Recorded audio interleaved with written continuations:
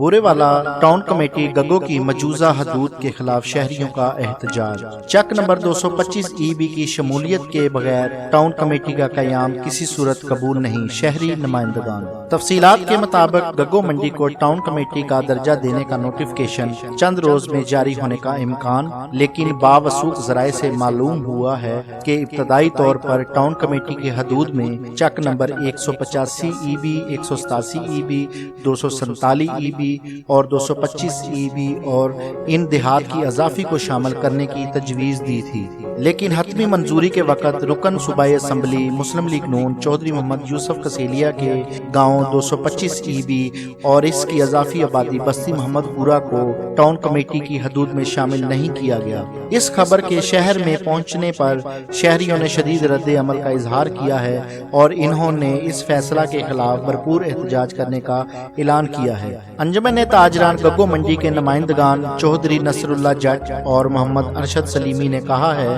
کہ چک number 225 E B اور اس کی اضافی آبادی کو ٹاؤن کمیٹی میں شامل نہ کرنا سراسر زیادتی ہے۔ اس فیصلہ کے خلاف بھرپور احتجاج کریں گے، جبکہ رکن صوبائی اسمبلی چودھری محمد یوسف کسیلیا نے الزام لگایا ہے کہ چک نمبر 225 ای بی کو ٹاؤن کمیٹی سے نکالنا ان کے سیاسی مخالف سابق ایم پی اے کا کارنامہ ہے، جس کی بھرپور مذمت کریں گے اور اس غلط فیصلے پر عمل درآمد رکھوانے کے لیے عدالت کا دروازہ کھٹکھٹائیں گے۔ اس سلسلہ میں سابق کونسلر عبدالقادر وٹو کی قیادت میں احتجاجی مظاہرہ کیا گیا اور کمشنر ملتان اور ڈی سی وہاڑی سے مطالبہ کیا گیا ہے کہ چک نمبر 225 ای بی کو ٹاؤن کمیٹی میں شامل نہ کرنے کا فیصلہ واپس لیا جائے۔ صحافی محسن مغل، مغل نیوز، بورے والا۔